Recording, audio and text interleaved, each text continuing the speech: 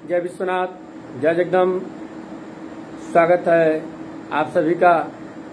सभी गुरुजनों, विप्रजनों एवं बड़ों को सादर प्रणाम। बाबा विश्वनाथ से आप सभी की दीर्घायु की कामना करते हुए उपस्थित हैं हम आज आयु वृद्धि के सबसे सरल उपायों में से एक उपाय लेकर। हमारे शास्त्रों में अनेक प्रकार के उपाय बताए गए हैं। सभी समस्याओं के निदान का उपाय शास्त्रों में मिलता है। इसी प्रकार आयु की वृद्धि के लिए, दीर्घायु प्राप्ति के लिए भी अनेक प्रकार के उपाय बताए गए हैं।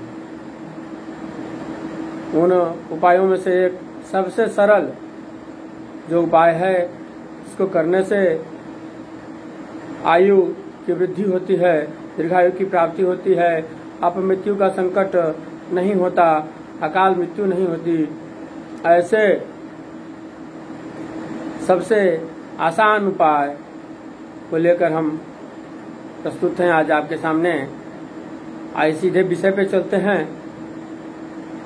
जो हमारे शास्त्रों में 8 चिरंजीवी आयुष्मान महापुरुषों की चर्चा मिलती है। प्रायः सभी लोग उनका नाम जानते हैं। जो 8 चिरंजीवी महापुरुष हैं, अश्वत्थामा, बलिर्व्यासो, हनुमांश्च, विभीषणः, कृपः, परशुरामश्च, सप्तैते चिरजीविनः। सप्तैतान् संस्मरे नित्यं, मार्कण्डेयं यथाष्टमं, जीवेद वर्ष शतम, शाग्रमपमृत्यु विवर्जितः। ये जो 8 चिरंजीवी महापुरुष हैं, इनका नित्य स्मरण करने से, प्रातः स्मरण करने से नित्य मनुष्य जो है चिरंजीवी होता है, दीर्घायु होता है, अपमृत्यु का संकट नहीं होता, अकाल मृत्यु का संकट नहीं होता, अकाल मृत्यु से मनुष्य दूर हो जाता है। अतः सभी को श्रद्धा पूर्वक, विश्वास पूर्वक इन 8 चिरंजीवी महापुरुषों का नित्य स्मरण, जप, ध्यान करना चाहिए। अश्वत्थामा जी को सभी जानते हैं। महाभारत के युद्ध के बाद अभी तक जीवित हैं।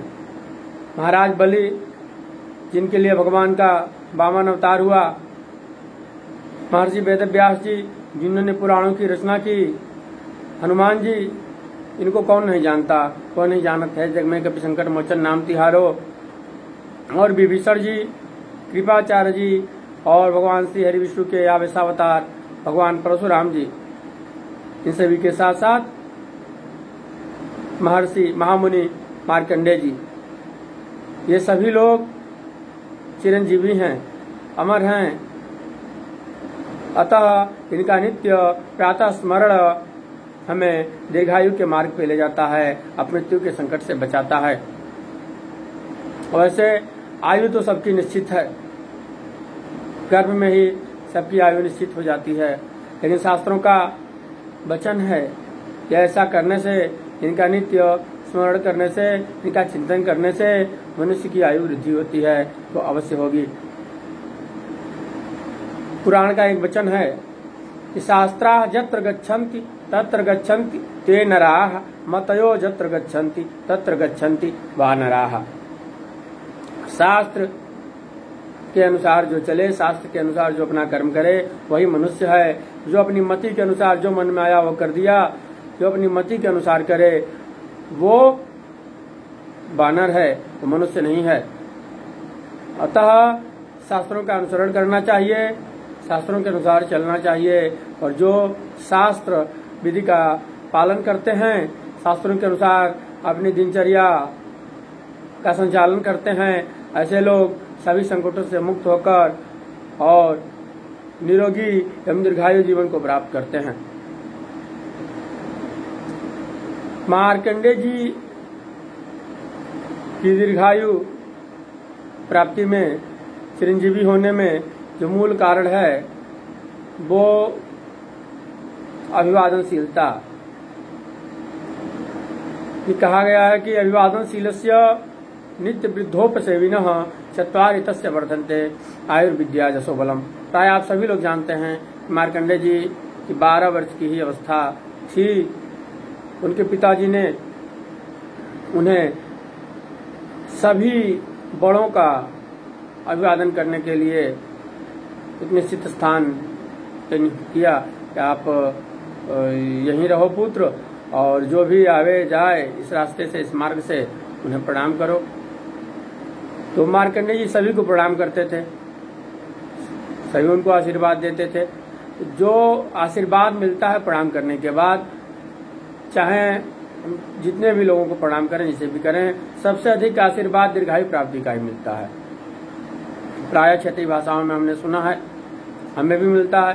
किसी को प्रणाम किया जाता है, सामने से आशीर्वाद मिलता है, खूब जियो जियो, अमर होख, बहुत सारे आशीर्वाद मिलते हैं। दीर्घायु भव, आयुष्मान भव, चिरंजीवी भव। तो आशीर्वाद का जीवन में बहुत महत्व है। अपने से बड़ों की सेवा, बुजुर्गों की सेवा, ब्राह्मणों की, साधु संतों की सेवा से जो है बड़े से बड़ा संकट भी कट जाता है और दीर्घायु की प्राप्ति होती है। अतः इस प्रकार से बड़ों की सेवा करते हुए, गुरुजनों की, विप्रजनों की, साधु संतों की, माता पिता की, सबकी सेवा करते हुए, सबका आशीर्वाद लेते हुए, इन 8 चिरंजीवी महापुरुषों की नित्य चर्चा, इनका नित्य स्मरण, इनका नित्य बंधन ध्यान जो है हमें अपमृत्यु से बचाकर दीर्घायु की ओर ले जाएगा। अतः हम सभी को अवश्य ही नित्य ये कार्य करना चाहिए। सुबह उठते ही बिस्तर पे बैठे बैठे पहले इनका ध्यान कर लें। प्रायः इन 8 का नाम सबको याद ही है। जैसे भी करें, इनका चिंतन मात्र अगर प्रणाम कर सकें विधि पूर्वक और अच्छा है। अश्वत्थामने नमः, बलये नमः, व्यासाय नमः, हनुमते नमः, विभीषणाय नमः, कृपाचार्याय नमः, परशुरामाय नमः, मार्कंडेयाय नमः। इस प्रकार प्रणाम करते हुए कुछ देर बारंबार पुनरावृत्ति करते हुए, दोहराते हुए 5 मिनट 10 मिनट तक, कम से कम 5 मिनट तक अवश्य इनका स्मरण करें। और विशेष परिस्थिति में अपना जो नित्य कर्म होता है, स्नानादि के बाद जब अपना नित्य का पूजन, संध्या बंदन इत्यादि करते हैं, तो उसी क्रम में विशेष संकट की जब स्थिति हो तो कुछ देर तक इनका जप पाठ या श्लोक का ही जप किया जाए, या नाम मंत्र का लगातार कुछ देर 5 मिनट 10 मिनट या 21, 51 या 108 बार जैसे भी सुविधा हो ऐसे करें। अश्वत्थामने नमः, बलये नमः, व्यासाय नमः, हनुमते नमः, विभीषणाय नमः, कृपाचार्याय नमः, परशुरामाय नमः, मार्कंडेयाय नमः। अतः इन सभी का प्रातः नित्य स्मरण करते हुए हम दीर्घायु की ओर प्रस्थान करें, संकट से मुक्त होवें। शास्त्रों में बताए गए जो सरल उपाय हैं उनकी उपेक्षा नहीं करनी चाहिए।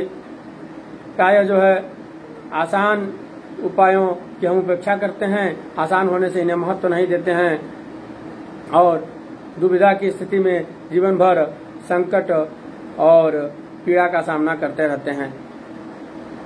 अतः पुनः भगवान विश्वनाथ से मैं सभी के दीर्घायु जीवन के लिए प्रार्थना करते हुए अपनी वाणी को विराम देता हूँ।